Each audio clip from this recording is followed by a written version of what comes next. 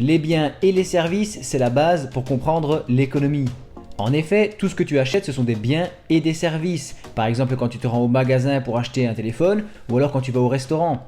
Bref, tout tourne autour des biens et services et dans cette vidéo, je vais te présenter les différentes catégories que tu dois connaître ainsi que quelques stratégies de base pour être plus efficace.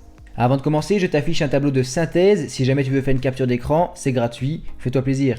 Et comme d'habitude, tu sais que ce genre de vidéo monte en puissance et que c'est à la fin qu'on voit les concepts les plus intéressants. Parce que c'est normal, il faut d'abord définir la base avant de pouvoir aller sur les trucs plus poussés. L'idée principale que tu dois retenir, c'est qu'un bien va répondre à un besoin. Et donc, plus le besoin auquel ton bien répond est important, plus tu as de chances de vendre ce bien. D'ailleurs, concernant les besoins, il y a tellement de choses à dire que je t'ai fait une vidéo à part que tu retrouveras dans la playlist économie.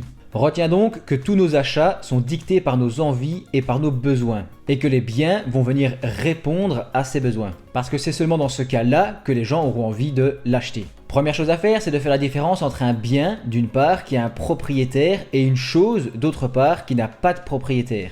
Par exemple, un téléphone, c'est un bien et un caillou, c'est plutôt une chose. Mais tu dois savoir que la frontière peut être parfois fine. Par exemple, ce caillou, une fois que je le ramasse, ça devient mon caillou. Je le ramène à la maison, tu ne peux plus le prendre, sinon tu deviens un voleur.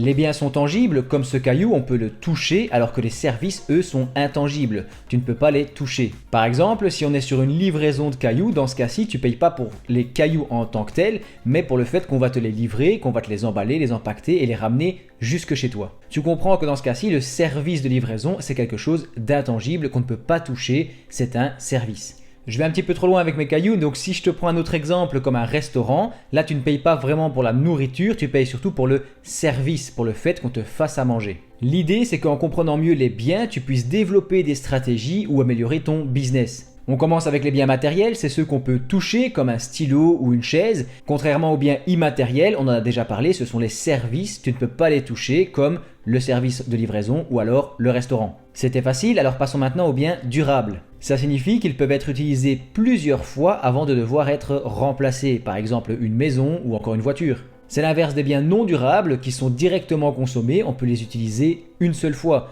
Ce sera l'exemple d'un jus de fruits.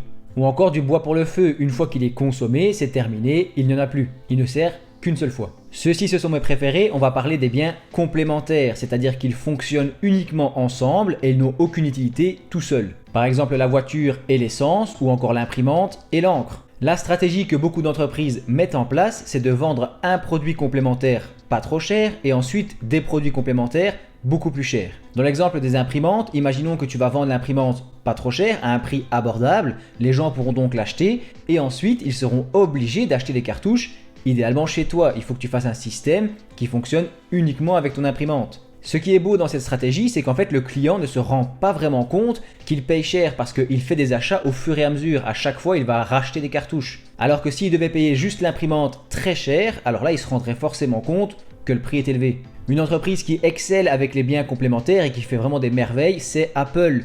Tous leurs produits sont complémentaires, il y a les chargeurs qui fonctionnent que avec cette marque d'ailleurs, donc une grande partie de la stratégie d'Apple en fait est basée sur les biens complémentaires. Une autre notion essentielle que je te pose là, même si c'est pas vraiment lié, ce sont les biens substituts. Ceux-ci, ils peuvent être remplacés les uns par les autres. Ce serait par exemple le cas si tu préfères boire du thé ou du café, ce sont un petit peu des biens substituts, on prend l'un ou on prend l'autre. Je vais te donner un exemple plus concret. Imagine qu'il y a une grosse pénurie de pommes, la récolte a été vraiment très mauvaise, donc les agriculteurs sont obligés d'augmenter le prix des pommes. Indirectement, les clients vont donc se tourner vers des biens substituts et les vendeurs d'oranges ou de poires vont tout d'un coup voir leur vente monter. Ils n'ont rien fait de spécial, c'est simplement parce qu'un autre bien substitut, lui, est beaucoup plus cher. Donc une stratégie qui peut être efficace, c'est de se placer en tant que substitut d'un autre bien. Ça veut dire que tu vas pouvoir remplacer celui-là, tu fais à peu près la même chose. Et si celui-là devient plus cher ou bien qu'il est moins intéressant, les gens vont se tourner vers ton bien.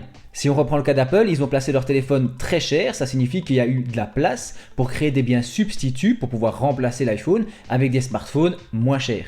On s'enfonce encore un petit peu dans le sujet avec les biens et services privés. Ceux-ci, ils sont gérés par des entreprises ou par des particuliers. Ce sera par exemple le cas d'Apple qui vend ses propres produits ou encore d'une entreprise de cinéma qui fait des films et qui projette des films pour les gens. D'un autre côté, tu vas retrouver les biens et services publics. Ceux-ci, ils sont gérés par l'État. Ce sera par exemple les écoles et l'éducation ou encore les transports en commun.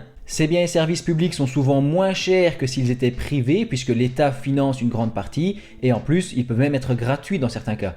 On va maintenant penser à la manière de consommer les biens et les services. Pour commencer, tu vas trouver la consommation individuelle, c'est-à-dire qu'une seule personne à la fois pourra consommer le produit. Ce sera l'exemple de la pomme dont on a parlé tout à l'heure. D'un autre côté, on va parler de consommation collective. Dans ce cas-ci, plusieurs personnes peuvent utiliser le bien ou le service en même temps. Ce sera l'exemple des transports en commun dont on a parlé tout à l'heure. Pour résumer, si on prend l'exemple d'un cinéma, il va vendre des biens et services privés puisque c'est une entreprise privée et fournir une consommation collective puisque ce service va être utilisé par plusieurs personnes en même temps. On arrive tout doucement vers la fin avec les biens de consommation d'un côté et les biens de production de l'autre. L'idée d'un bien de consommation, c'est qu'il va être directement consommé par le consommateur final. Par exemple, une barre de chocolat, elle est mangée, c'est terminé. Dans ce cas-ci, on parle de B2C, Business to Customer. Ça signifie que l'entreprise vend directement au client final. C'est différent des biens de production qui, eux, vont servir à produire un autre bien. Par exemple, une entreprise qui fait de la sidérurgie ou qui vend des pièces métalliques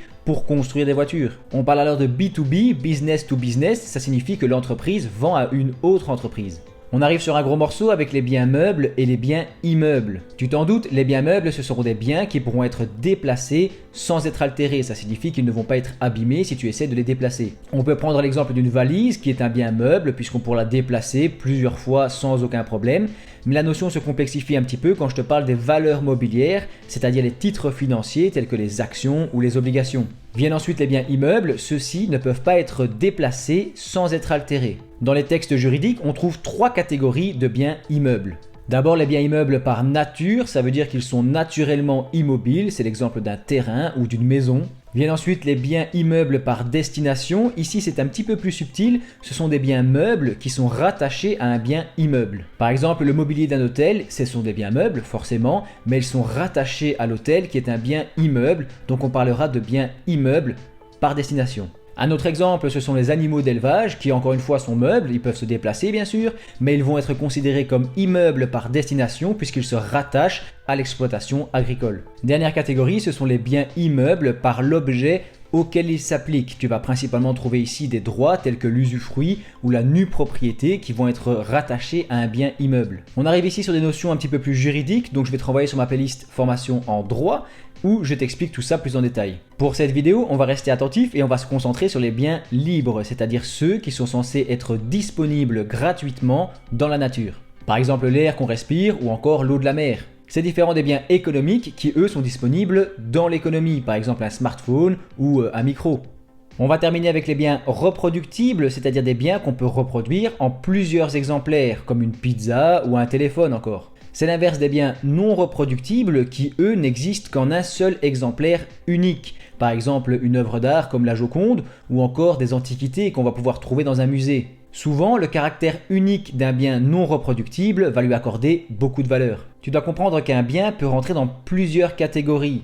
Par exemple, un bus pour les transports en commun, c'est un bien qui est matériel, on peut le toucher. Il est aussi durable, on peut l'utiliser plusieurs fois. Il a une consommation collective puisqu'il va servir à plusieurs personnes en même temps. Il est aussi reproductible puisque je peux en recréer un si jamais ce bus-ci est en panne. Il est complémentaire avec notamment la carte de bus. Et enfin, il est substitut parce qu'on pourrait par exemple le remplacer par la voiture ou le train.